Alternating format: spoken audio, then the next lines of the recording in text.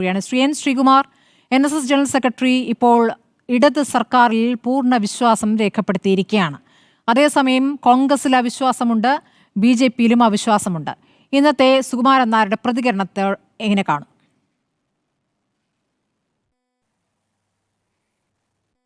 നോക്കൂ ശ്രീമതി സ്മൃതി, ഒരു കാലിക വിഷയത്തിലെ NSSൻ്റെ താൽക്കാലിക നിലപാടാണ് ജനറൽ സെക്രട്ടറി പറഞ്ഞിട്ടുള്ളത്. അദ്ദേഹത്തോട് ഒരു പ്രസക്തമായ ചോദ്യം ചോദിച്ചു.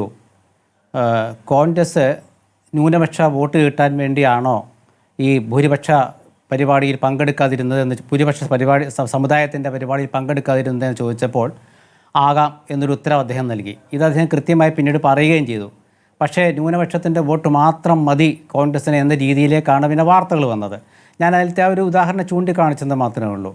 NSS ഒരു നിലപാട് പറയുമ്പോൾ നമ്മൾ ആദ്യം 1959 മുതലുള്ള NSSൻ്റെ രാഷ്ട്രീയ ചരിത്രവും NSSൻ്റെ സാമുദായിക നിലപാടും നമ്മൾ പഠിക്കണം. അത് പഠിച്ചിട്ടുണ്ടാവും, എല്ലാവരും പഠിച്ചിട്ടുണ്ടാകും.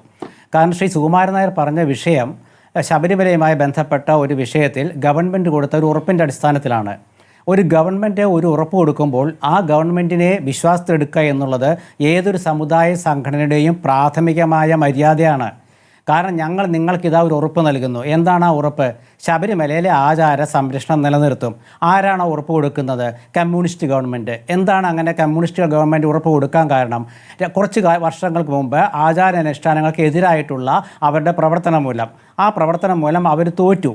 മാത്രമല്ല സുപ്രീം കോടതിയിൽ അവരൊരു സത്യവാങ്മൂലം കൊടുത്തിട്ടുമുണ്ട്. അത് മാറ്റിയിട്ടുമില്ല. നാമജപ ഘോഷയാത്രയ്ക്കെതിരായിട്ടുള്ള ഒരുപാട് കേസുകൾ ഇപ്പോഴും നിലനിൽക്കുന്നു. ഇതൊക്കെ ഇനി ഞങ്ങൾ ശരിയാക്കാം എന്നൊരു ഉറപ്പ് ഒരു സമുദായ സംഘടനയ്ക്ക്, പ്രത്യേക NSSന് കൊടുക്കുമ്പോൾ ആ സമുദായ സംഘടനയോട് ജനറൽ സെക്രട്ടറി ഇങ്ങനെ തന്നെയാണ് പ്രതികരിക്കേണ്ടത്, സംശയമൊന്നുമില്ല. കാരണം ഗവൺമെൻറ്റിനെയാണ് അദ്ദേഹം വിശ്വാസത്തിലെടുത്തത്, അല്ലാണ്ട് ഇടതുമുന്നണിയെയോ CPMൻ്റെ പോളിറ്റ് ബ്യൂറോയോ അല്ല.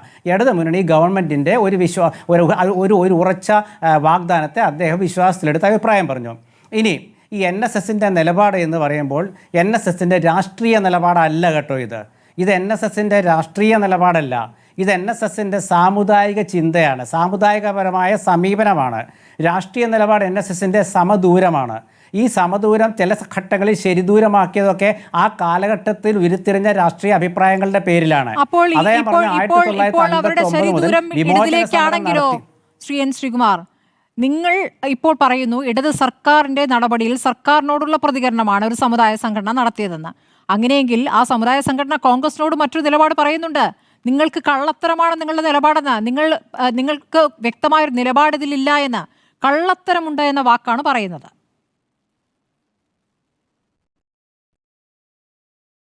ശരിയാണ്. കാരണം കോൺഗ്രസിൻ്റെ നിലപാട് എന്ന് പറയുന്നത് കോൺഗ്രസ് കാലാകാലങ്ങളിൽ എടുത്തിട്ടുള്ള ഒരേ നിലപാടേ ഉള്ളൂ. CPMൻ്റെ നിലപാട് ഇപ്പോൾ CPMൻ്റെ നിലപാടില്ലല്ലോ ശ്രീമതി സ്മൃതി, നമ്മളത് മനസ്സിലാക്കൂ. അവരുടെ പ്രത്യയശാസ്ത്രപരമായ നിലപാട്, അവരുടെ പാർട്ടി സമ്മേളനങ്ങൾ, പാർട്ടി പ്ലീനം, പാർട്ടി കോൺഗ്രസ്, ഇതെല്ലാം ഈ ഇവിടങ്ങളിലെല്ലാം എടുത്ത നിലപാട് NSS SNDP തിരുത്തുകയല്ലേ.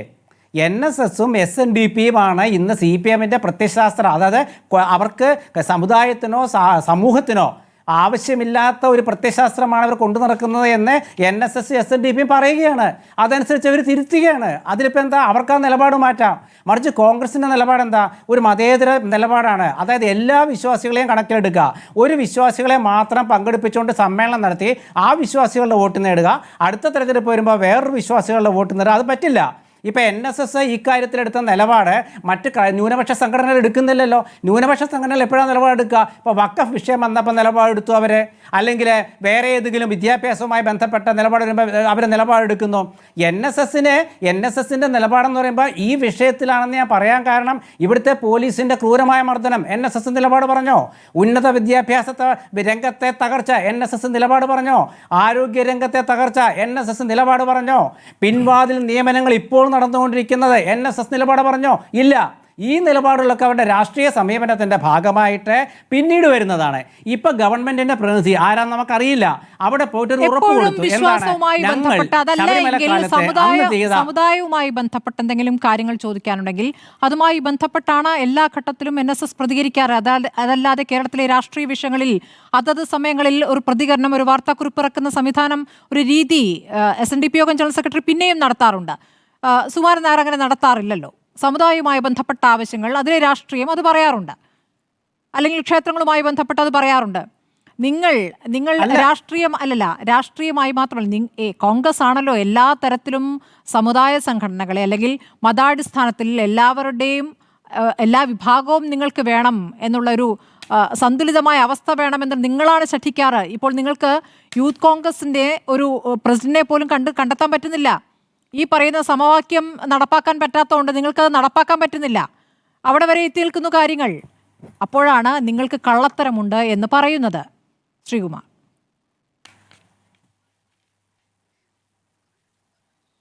അല്ലല്ല, നോക്കൂ ശ്രീമതി സ്മൃതി, ഞാൻ പറഞ്ഞല്ലോ, അതായത് NSSൻ്റെ രാഷ്ട്രീയ നിലപാട് ഓർമ്മയുണ്ടല്ലോ. 2016 തിരഞ്ഞെടുപ്പിൽ വോട്ട് ചെയ്ത ശേഷം ജനറൽ സെക്രട്ടറി പറഞ്ഞൊരു അഭിപ്രായമുണ്ട്. അന്ന് CPM അദ്ദേഹത്തെ വിമർശിച്ച ഓർമ്മയുണ്ടല്ലോ. അത് രാഷ്ട്രീയ നിലപാടാണ്. ആ രാഷ്ട്രീയ നിലപാടാണത്. അത് സമുദായത്തിൻ്റെ നിലപാട് എന്ന് പറയുന്നത് സമുദായം എന്താണ് മുന്നോട്ട് വെച്ചത്, NSS എന്താണ് ശബരിമലക്കാർ, അതെ 2021 സമുദായ നിലപാട് എന്താ NSS മുന്നോട്ട് വെച്ചത്, അത് ഗവൺമെൻറ് ഉറപ്പ് കൊടുത്തു.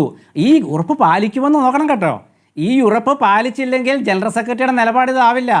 NSSൻ്റെ സമുദായം NSS മുന്നോട്ട് വെച്ച വിഷയം എന്താണ്? ശബരിമലയിലെ ആചാര അനുഷ്ഠാനങ്ങളുടെ ആ ഒരു സംരക്ഷണം. അക്കാര്യത്തിൽ ഒരുപാട് യുവതീ പ്രവേശനം, ഒരുപാട് വിഷയങ്ങളുണ്ട്. ഇതിൽ ഉറപ്പ് കൊടുത്തു. ഈ ഉറപ്പെന്ന് പറഞ്ഞാൽ CPM അവരുടെ നിലപാട് മാറ്റണം. അപ്പോൾ CPM അവരുടെ നിലപാട് മാറ്റിയാലേ ഇത് നടപ്പാവുകയുള്ളൂ. ഞാനൊരു കാര്യം സ്മൃതി, ഈ നമ്മൾ 4-5 ചർച്ച ഈ വിഷയത്തിൽ നടത്തുന്നു. ഞാൻ ആദ്യമേ ഒരു കാര്യം പറഞ്ഞു, NSS ജനറൽ സെക്രട്ടറിയുടെ മുമ്പിൽ ഇവർ മുട്ടുമടക്കുമെന്ന്. സംശയമില്ലല്ലോ ആ കാര്യത്തിൽ. അതിനി നിലപാട് ശ്രീ സുകുമാരൻ നായർ പറഞ്ഞു. ഈ വിഷയത്തിൽ, കാലിക വിഷയത്തിലെ സമകാലിക വിഷയത്തിലെ സമുദായ നിലപാട് അദ്ദേഹം പറഞ്ഞു.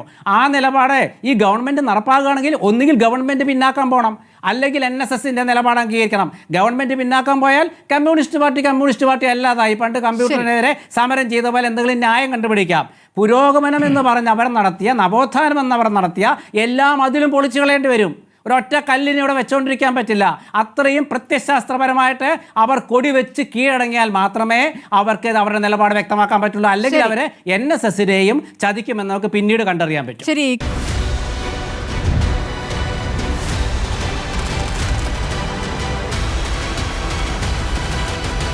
Debate with Smriti Parithikar.